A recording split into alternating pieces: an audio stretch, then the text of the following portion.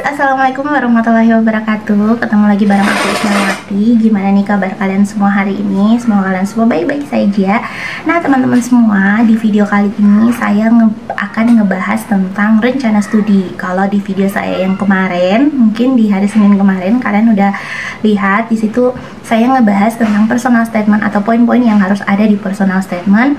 Nah, di video kali ini saya mau ngebahas tentang poin-poin yang harus ada di rencana studi. Dijamin lulus teman-teman, karena rencana studi ini saya buat 2 kali gitu ya, dengan poin yang sama, dan di dua-duanya tuh lulus gitu di Beasiswa Pendidikan Indonesia tentunya. Nah teman-teman, gimana videonya? Simak baik-baik ya.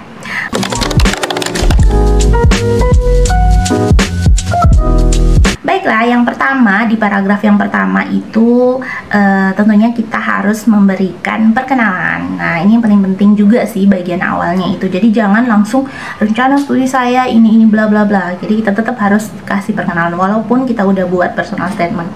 Bisa jadi panelis itu justru membaca rencana studi dulu sebelum personal statement kita. Jadi sebaiknya kita tetap bikin perkenalan di bagian ini. Jadi di sini kalian jelasin nama kalian siapa, kemudian lulus sarjananya kapan, kalau kalian ngambilnya S2, atau lulus S2-nya kapan gitu, di kampus mana, kalian jelasin di situ. Kemudian kalian ngambil jurusan apa, kemudian saat ini kalian bekerja di mana gitu. Jadi kalian jelasin di situ. Sebenarnya sih nggak usah panjang lebar, cukup kalian lulus di mana, kemudian jurusan apa, kemudian kalian sekarang kerjanya di mana. Jadi cukup seperti itu. Nah, selanjutnya di paragraf yang kedua itu adalah kalian menjelaskan tentang kampus. Nah, di sini kalian jelasin kata-katanya sih sebenarnya begini, bagusnya ya teman-teman ya. Demi mewujudkan cita-cita yang telah lama saya impikan, yaitu untuk melanjutkan pendidikan magister, maka saya menyiapkan rencana studi dan rencana penelitian. Jadi kalian jelasin dulu apa sih isi yang akan kalian jelasin di dalam rencana studi ini gitu. Nah, di sini kalian jelasin kalian mau ngambil jurusan apa yang nanti untuk S2-nya gitu. Jadi di sini kalian bisa jelasin saya memilih untuk melanjutkan studi saya di pendidikan apa, di universitas apa gitu, pada program studi apa, jurusan apa. Jadi kalian jelasin di sini. Nah, kemudian alasan kalian ngambil kampus ini. Jadi di bagian ini kalian juga jelasin alasan kalian untuk misalnya melanjutkan studi di kampus ini, karena kampus ini yang pertama, kampus ini bla bla bla bla bla. Kemudian kampus ini juga bla bla bla bla bla apa gitu. Nah, sebaiknya kalian menghubungkan alasan kalian ngambil di kampus itu dengan visi dan misi dari BPI.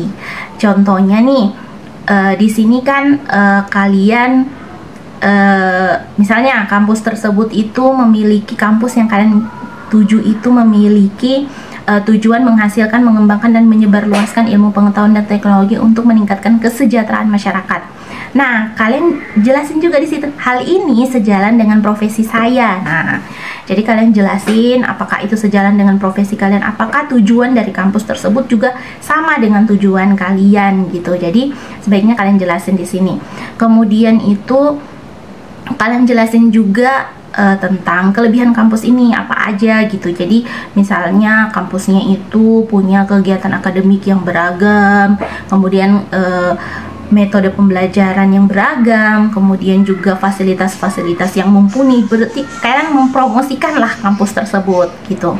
Nah teman-teman semua, ketika tadi kalian sudah menjelaskan di paragraf kedua itu tentang kampus, kelebihan kampus itu, kemudian juga tujuan dari atau visi dan misi kampus itu sesuai dengan tujuan dan ingin melanjutkan studi. Nah teman-teman, selanjutnya di paragraf yang ketiga itu kalian menjelaskan alasan kalian memilih program studi. Nah, di bagian ini setelah tadi kan kalian udah jelasin alasan kalian untuk mengambil universitas tersebut. Selanjutnya kalian jelasin lagi alasan kalian mengambil program studi tersebut. Nah, kebanyakan kan alasan yang paling banyak itu adalah karena sesuai dengan waktu S1, jadi harus linear gitu ilmunya. Nah, di situ kalian juga bisa mencari di website universitas atau website program studi mengenai apakah program studi tersebut itu punya kelebihan masing-masing. Misalnya program studi itu program studi ini memiliki A, B, C, D, E, F, G, kelebihannya apa saja. Tentunya ini bisa memfasilitasi saya dalam titik-titik mengembangkan potensi saya, atau bisa membantu saya dalam mencetak generasi-generasi hebat dan berkualitas, bisa seperti itu. Jadi alasannya apa sih yang kalian alasannya tuh buat kata-katanya itu seilmiah mungkin teman-teman ya, karena kita tuh kan ingin menjadi seseorang yang ingin melanjutkan studi, jadi sebaiknya kata-katanya tuh dibagusin gitu ya. Nah, selanjutnya adalah di paragraf selanjutnya itu kalian bisa jelasin tentang LOA. Nah, di sini kalau saya cantumin saya telah mendapatkan LOA dan akan menempuh studi pada tahun berapa gitu ya. Nah, jadi kalian jelasin, jadi awal perkuliahan itu dimulai kapan, kalian sudah mendapatkan LOA pada tahun berapa, kemudian awal perkuliahan itu dimulai dari tanggal berapa sampai akhir kalian kuliah itu, atau kalian lulusnya itu tahun berapa dan bulan berapa. Jadi kalian jelasin aja di sini di bagian paragraf yang keempat. Jadi kalian jelasin, buatlah kata-katanya sebagus mungkin gitu ya. Kemudian di paragraf selanjutnya atau paragraf yang kelima, kalian bisa jelasin tentang mata kuliah. Nah, jadi di sini kalian misalnya jelasin pada program studi ini terdiri dari berapa SKS gitu ya, berapa bobot satu mata kuliahnya, misalnya kayak 2-3 SKS per mata kuliah. Kemudian perkuliahan itu apa saja mata kuliahnya gitu ya. Jadi kalian jelasin gitu di bagian ini, kalian benar-benar jelasin mata kuliah apa saja yang ingin kalian ambil. Misalnya kayak saya ingin ngambil ini, sebenarnya sih nggak perlu ngejelasin kayak mata kuliah ini membahas ini, nggak usah gitu. Jadi cukup semester 1 saya ngambil berapa SKS dengan mata kuliah A, B, C, D, E, F, G gitu. Semester 2 berapa SKS dengan A, B, C, D, E, F, G gitu. Jadi kalian jelasin itu aja sih sebenarnya.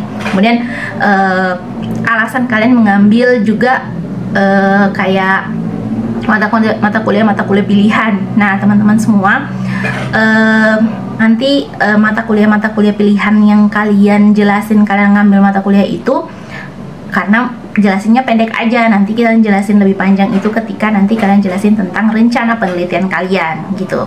Nah, kita ke paragraf yang keenam, yaitu mengenai setelah tadi kalian jelasin tentang mata kuliah pilihan yang kalian ingin ambil dan alasannya, selanjutnya kita jelasin tentang rencana penelitian sebenarnya. Jadi di sini kalian jelasin dulu awalnya saya memiliki ketertarikan tinggi pada apa gitu ya, pada topik apa. Nah, ini kalian jelasin alasannya dulu, kenapa kalian memiliki ketertarikan tinggi tersebut, alasannya apa. Kemudian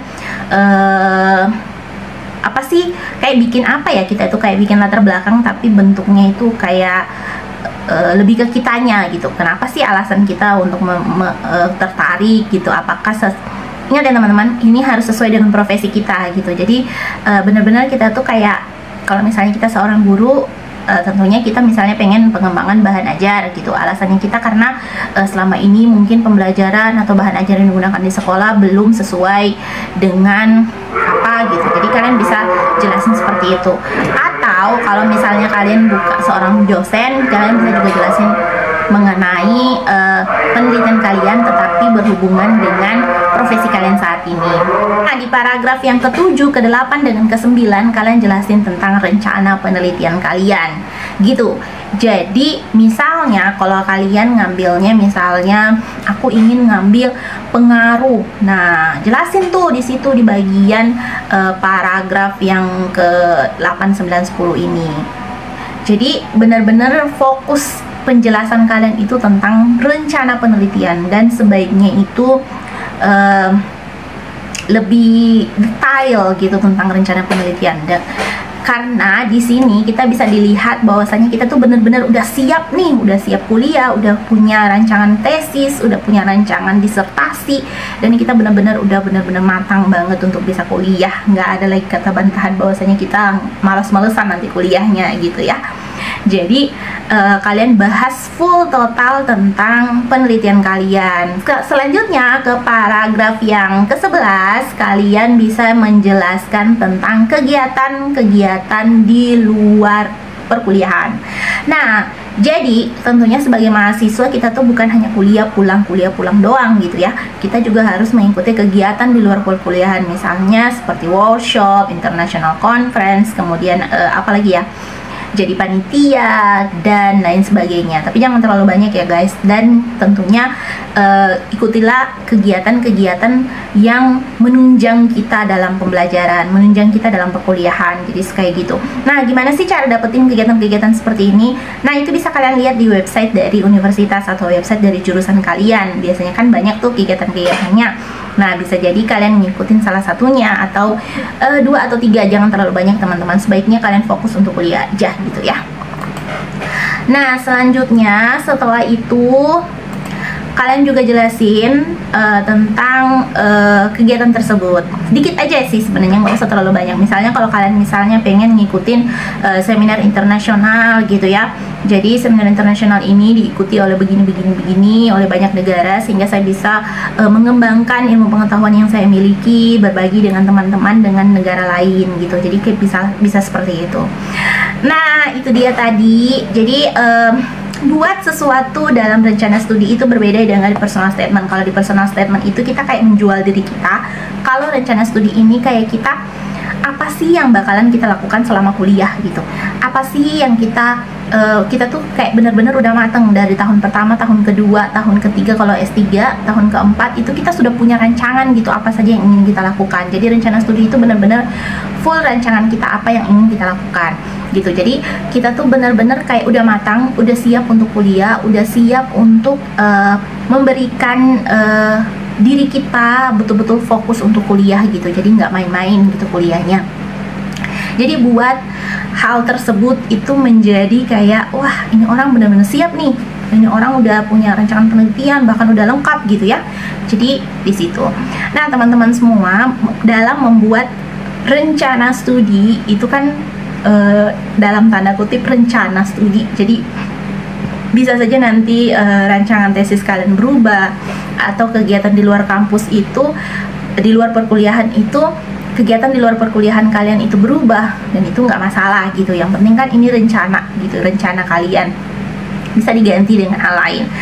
Nah, itu dia tadi video saya. Semoga video ini bermanfaat buat kalian semua. Jika kalian pengen tahu rencana studi saya kayak gimana, kalian bisa nonton video nanti aku kasih link di bawah.